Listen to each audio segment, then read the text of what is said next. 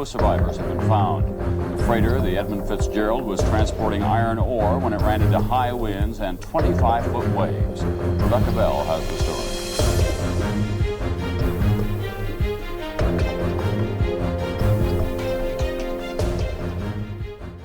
For nearly 5 decades, the Edmund Fitzgerald has been a ghost ship lying silent at the bottom of Lake Superior.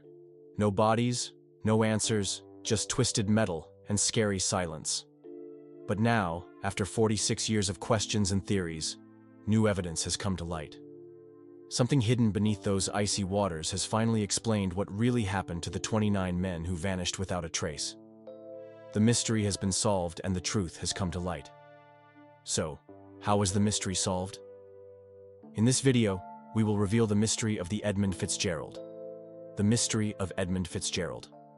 For nearly 50 years, stories and theories have surrounded the tragic sinking of the SS Edmund Fitzgerald. With no bodies ever recovered and little physical evidence to study, the mystery has only grown deeper over time. Books have been written, documentaries have been made, and songs have been sung, all trying to make sense of a disaster that still haunts the Great Lakes. But to understand the mystery, we first need to go back to the day it all began. On November 9, 1975, the SS Edmund Fitzgerald began what would become its final journey. The ship was a giant among freighters, stretching 729 feet long and capable of carrying over 26,000 tons of cargo. It was built in 1958 by the Great Lakes Engineering Works in Michigan and was one of the most advanced and admired vessels of its time. Known as the pride of the American side, the Fitzgerald was a symbol of strength and reliability, sailing regularly across the Great Lakes with iron ore destined for steel mills. That November, it was on a familiar route, carrying taconite pellets, small, hard pieces of processed iron ore from the port of Superior, Wisconsin, to a steel plant near Detroit, Michigan. Little did it know its fate was about to change. What happened next? This is just the beginning. Stay tuned to find out more. Commanding the Fitzgerald was Captain Ernest McSorley, a respected sailor with more than 4 decades of maritime experience. He was known for his calm nature and deep knowledge of the Great Lakes. Under his leadership were 28 crew members, all familiar with the routine of moving cargo through the inland seas, even during the region's unpredictable fall weather. The ship departed on the afternoon of November 9th, under mostly clear skies. Though the forecast called for possible storms, nothing at the time seemed unusual or threatening. As the Fitzgerald moved eastward across Lake Superior, another vessel, the SS Arthur M. Anderson, was also making a similar journey. The Anderson and the Fitzgerald kept in regular contact, sharing weather updates and navigation details. As the hours passed, the weather began to change. Winds picked up across the lake, and reports began to warn of a developing storm. Though storms were common on the Great Lakes in November, they could become especially dangerous when sudden cold fronts collided with warmer air, creating violent conditions on open water. By the morning of November 10th, the storm had arrived in full force. Winds blasted across the lake at nearly 60 miles per hour, and waves quickly rose in height, some reaching over 20 feet. Snow and icy rain pounded the decks of both ships, reducing visibility and coating everything in a slick layer of ice. Despite this, Captain McSorley stayed in communication with other ships and continued on course. He was guiding the Fitzgerald toward Whitefish Bay, a safer harbor area at the eastern end of the lake. By early afternoon, the Fitzgerald began reporting issues. Its radar was malfunctioning, and the ship was taking on water. Still, McSorley remained composed. Around 3:30 p.m., he radioed the Anderson to ask for help navigating since the Fitzgerald's radar was no longer working properly. The Anderson agreed and began tracking the Fitzgerald's position on its own radar, helping guide it through the worsening storm. As the weather grew more severe, visibility dropped even further. Winds gusted stronger, and snow swirled in thick sheets across the lake.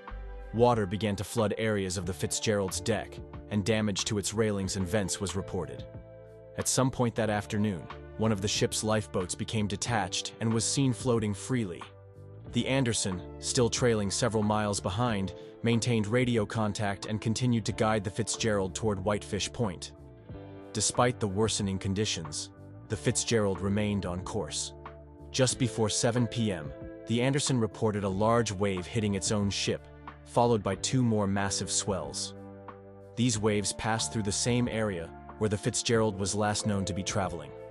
Shortly afterward, at 7:10 p.m., Captain McSorley radioed one final message to the Anderson. "We are holding our own." The transmission was calm and gave no indication of panic. It was the last communication anyone would ever receive from the ship. Around 7:25 p.m., the Anderson's radar lost the Fitzgerald. At first, the crew believed that heavy snow might have interfered with the signal. They continued trying to make radio contact, but received no reply. As time passed, concern grew. The Fitzgerald had vanished from radar, and there were no signs of its lights or any distress calls. The crew of the Anderson notified the Coast Guard, and search operations began shortly after. Overnight and into the next morning, aircraft and vessels searched the waters near Whitefish Bay. They found only a field of floating debris, broken lifeboats, life rings, and other loose equipment from the Fitzgerald. No survivors were found, and none of the 29 crew members were ever seen again. The ship had disappeared completely, swallowed by the depths of Lake Superior. In the days that followed, sonar equipment was used to scan the lakebed. On November 14th, the wreck was located roughly 17 miles from Whitefish Point. It was resting in two large pieces at a depth of over 500 feet. The bow and stern were separated by several hundred feet, with the ship's cargo spilled across the lake floor. The forward section was buried partially in the sediment, while the stern was twisted and damaged. The discovery of the wreck confirmed that the Fitzgerald had sunk quickly and violently. The condition of the lifeboats and debris suggested they had broken loose during the ship's final moments, not afterward. Based on the wreck's location and the timeline, it appeared the ship had sunk within minutes of its final transmission. In the weeks and months that followed, recovery efforts were extremely limited. The depth, cold, and strong underwater currents made any diving operation highly dangerous. Eventually, the wreck site was declared a grave site, and access was restricted out of respect for the lost crew. Only a few dives have been allowed since, and even those missions faced harsh conditions and technical challenges. The sinking of the SS Edmund Fitzgerald was one of the deadliest maritime disasters in Great Lakes history. All 29 crew members perished, and their bodies were never recovered. The event led to a wave of mourning across the region, especially in the shipping communities that depended on the Great Lakes for their livelihoods. Memorials were held, and a bell from the ship was retrieved and placed in the Great Lakes Shipwreck Museum at Whitefish Point, where it still stands in honor of the men who lost their lives. Though much has been learned from that day, the details of what happened in those final moments was a mystery, and various individuals came up with certain theories to explain what might have happened on that day. The most shocking part is yet to come. Theories to explain the shipwreck. Every year, as the anniversary of Edmund Fitzgerald came around, people remembered the ship, the crew, and the questions that still had no answers. Why did such a large and powerful ship disappear so quickly? Why were no bodies ever found? These questions became the foundation for dozens of theories that tried to explain the tragic event. Some believed it was a failure in design. Maybe the hull had weakened over time, or the steel used in the ship's construction wasn't strong enough for the violent conditions it faced. Others were sure it was the cargo that caused the trouble. The ship was carrying iron ore pellets, and many experts thought the weight of the cargo, combined with flooding in the holds, could have made the ship unstable and more likely to sink if hit by large waves. Then there was the theory about the rogue wave. A few survivors from nearby ships that sailed during the same storm described massive waves, much larger than what was typical for the lake. They claimed some waves rose like walls in the dark, crashing down with the force of a train. These rogue waves could have easily overtaken the Fitzgerald, smashing into it with so much power that the ship cracked or took on more water than it could handle. Supporters of this idea pointed to the ship's disappearance from radar just minutes after its last calm message, saying it showed how quickly such a wave could have brought everything to an end. Another idea focused on human error. Some investigators believed that the captain may have taken too much of a risk by continuing through the storm instead of waiting it out or seeking shelter. Others believed the crew may have missed signs of serious damage or underestimated how much water the ship was taking on. The storm's fury, poor visibility, and the failure of critical navigation equipment could have led to wrong decisions that sealed the fate of everyone on board. For years, People argued over whether it was a mistaken judgment or something far beyond anyone's control. There were even stranger theories, some involving underwater earthquakes, sudden changes in lake pressure, or even government cover-ups. These more unusual ideas gained popularity among those who believed the official investigations hadn't gone far enough or had missed key details. The fact that the wreck was so hard to reach only added to the speculation. Divers couldn't explore it easily, and even robotic cameras struggled in the cold, dark water. This limited access allowed theories to grow unchecked for years, with people filling in the blanks in their own ways. It became more than just a shipwreck. It became a puzzle that fascinated experts, locals, and the families of the lost crew. But after nearly 50 years of searching, wondering, and guessing, the mystery was finally solved. A new research team equipped with advanced underwater scanning tools and robotic vehicles gained access to parts of the wreck that had never been seen before. These tools were able to go deeper and take clearer images than ever before. What they found finally put an end to the endless debates. The high-resolution scans revealed clear evidence of a major structural failure in the middle of the ship. The hull had split at a critical weak point, possibly due to years of stress from heavy loads, metal fatigue, and the massive pressure from the storm's waves.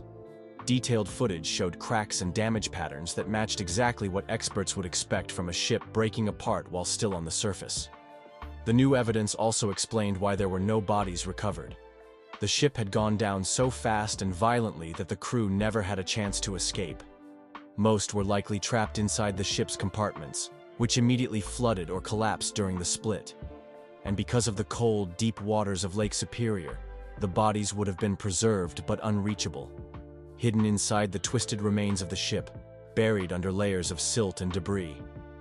What once seemed like a haunting disappearance was now understood as a tragic but explainable accident, one that had waited decades to reveal the truth. Now, let's go into the details of how the mystery was resolved. Get ready for the most epic moment of the video: how the Edmund Fitzgerald mystery was solved.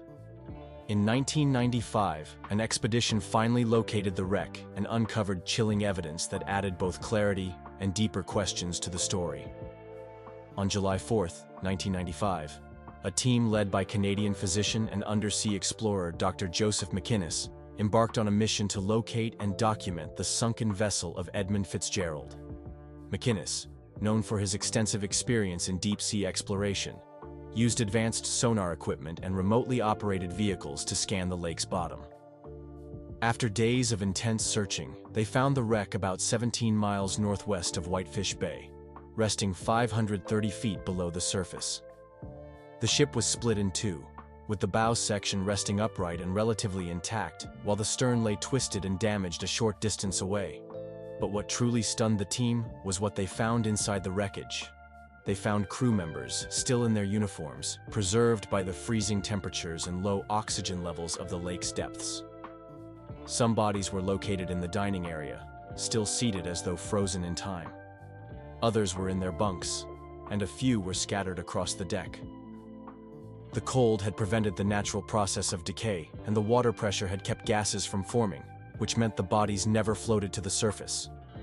In warmer climates, the dead would likely have been found weeks after the incident. But Lake Superior is not like other bodies of water. This discovery was haunting, but it also brought an unexpected form of closure. For nearly 20 years, the families of the 29 crew members had lived with the ache of unanswered questions. Many held funerals without remains, trying to move forward while always wondering what had really happened. The revelation that their loved ones had gone down with the ship and were still aboard gave some of them a strange but comforting sense of peace. Their sons, brothers, and husbands hadn't vanished without a trace. They had been right there all along, entombed in the ship that had taken them. The expedition team documented the wreck with great care. They didn't disturb the remains. Instead, they captured hours of video footage, photographs, and sonar images. Every effort was made to ensure the site was treated with dignity and respect. The findings reignited public interest. Media outlets across the country reported on the discovery, and soon, new documentaries and books were produced. But with that renewed attention came an avalanche of renewed speculation. Even as families were given a partial answer about the fate of the crew, The question of what caused the ship to sink in the first place remained a mystery.